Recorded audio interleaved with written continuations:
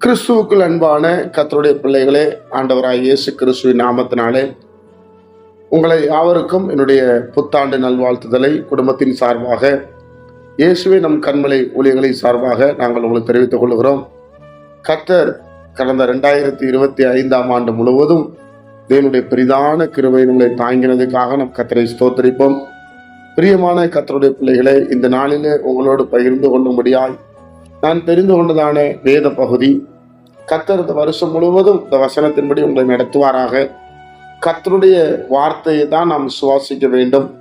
அப்படியே 2025 ஆண்டு வார்த்தையின் மூலமாய் நடத்தின கர்த்தர் இந்த 2026 ஆண்டு நம்மளை வார்த்தை மூலமாய் நடத்துவாராக. வாசிக்கலாம். ஓசியா தீர்க்கதரிசியின் புஸ்தகம் 14 அதிகாரம் 5 வசனம். நான் இஸ்ரவேலுக்கு பனியை போல் இருப்பேன், அவன் லீலி புஷ்பத்தை போல் வளருவான், லீபனோனை போல் வேருண்டி நிற்பான்.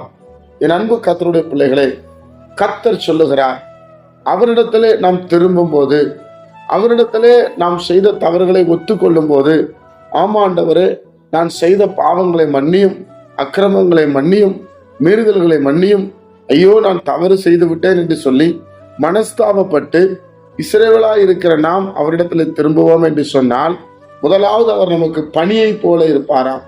என் அன்பு கர்த்தருடைய பிள்ளைகளே, பனித்துளியின் ஒரு ஆசீர்வாதம்.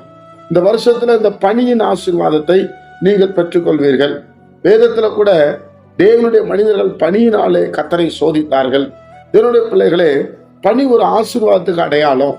தேவன் யாக்கோப்பை ஆசீர்வதிக்கும் போது, தகப்பன் ஈசாக்கு ஆசீர்வதிக்கும் போது வானத்து பனிகளை போல ஆசீர்வாதத்தை அவர் சொன்னார்.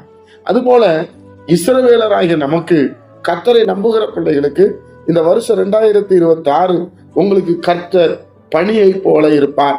இரண்டாவதாக, லீலி புஷ்பத்தை போல் மலருவான். உங்க வாழ்க்கை மலர்ந்து இருக்கும், ஆசீர்வாதமாக இருக்கும். எதெல்லாம் உங்களுக்கு முடியாம இருந்ததோ, எதெல்லாம் தடைக்கற்களா இருந்ததோ, அதுலலாம் கர்த்தர் ஒரு ஆசீர்வாதத்தை கொடுப்பார். நீங்க மலருவீங்க, பூக்களை போல மலர்ந்து சொல்லுவோம் இல்லையா, அது ரொம்ப அழகா இருக்கு என்று சொல்லுவார்கள். அதே போல உங்க வாழ்க்கை லீலி புஷ்பத்தை போல மலருவீர்கள். அதுபோல லீபனோனை போல் வேரூன்றி நிற்பீர்கள். என் அன்பு கர்த்தருடைய பிள்ளைகளே, இந்த வருஷத்துல நிறைய காரியத்துல நிற்க முடியாம விழுந்து போயிருக்கலாம், சோர்ந்து போயிருக்கலாம். தேவனுடைய பிள்ளைகளே, ஆண்டவர் என்ன சொல்லுகிறார்? லீபனோனை போல் வேரூன்றி நிற்பான். ஜெபத்துல நிற்பீங்க, வேத தியானத்துல நிற்பீங்க, ஆராதனை நிற்பீங்க, பரிசுத்தத்துல நிற்பீங்க, நீதியில நிற்பீங்க, பரலோக ராஜ்யத்தை தேடுதல நிற்பீங்க, இயேசுவை அறிகிற அறிவுல நிற்பீங்க. என் அன்பு கர்த்தருடைய பிள்ளைகளே, அப்படிப்பட்ட கிருபைகளை கர்த்தர் தர உண்மையுள்ளவராயிருக்கிறார். அப்ப 3 காரியத்தை சொல்லுகிறார். பனியை போல இருப்பேன், லீபனோனை போல மலருவான், வேரூன்றி நிற்பான். கர்த்தருடைய நாமத்தினால இந்த 3 ஆசீர்வாதங்களை பிதாவாகிய தேவன் அவருடைய குமாரனா இயேசுவின் நாமத்தினாலே நமக்கு கொடுத்து நம்மளை ஆசீர்வதிப்பாராக. இந்த வருஷம் நமக்கு ஒரு ஆசீர்வாதமாக இருக்கும். நீங்க விசுவாசிங்க. நாம் தரிசித்து நடவாமல் விசுவாசித்து நடக்கிறோம். அதனால நிச்சயமா வாக்கு பண்ணின கர்த்தர் நம்மளை கைவிட மாட்டார், விட்டு விலக மாட்டார். கர்த்தருடைய விசுவாசமா காத்திருங்க, நிச்சயமா உங்களை நடத்துவார். உங்கள் விண்ணப்பத்தை கேட்டார், உங்க கண்ணீரை கண்டார், கர்த்தர் உங்க ஆயுசு நாளை பூரணப்படுத்துவார். தடை கற்களால் உடை தெரிவார், வெண்கல கதவுகளை முறிப்பார், இருப்பு தாழ்பாகளை முறிப்பார். என்னுடைய பிள்ளைகளே, அந்த ரங்கத்தில் இருக்கிற பொக்கிஷங்களை எடுத்து உங்கள் கைகளிலே கொடுப்பார். இதுதான் நம் வாக்கு தத்துவத்தின் ஆசீர்வாதம்.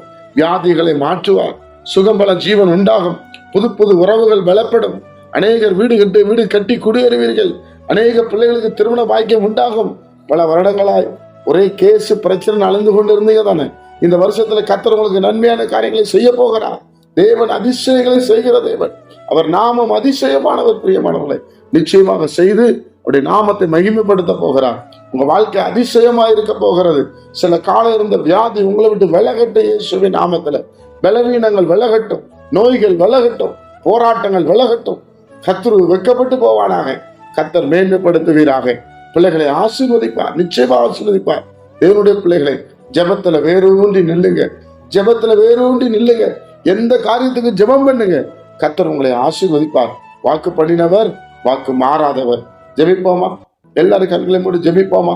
இந்த வருஷத்தின் முதல் நாள்ல கர்த்தர் நம்மை ஆசீர்வதிக்க உண்மையில் அவராயிருக்கிறார். பரிசுத்த பிதாவே, உம்முடைய குமாரன் இயேசு கிறிஸ்துவின் நாமத்தில் வருகிறோம். 2026 ஆண்டு நீர் காண கிருபை செய்ததுக்காக உமக்கு நன்றி சொல்லுகிறோம். இந்த வருஷத்தை நன்மையினால் முடிசூட்டும்.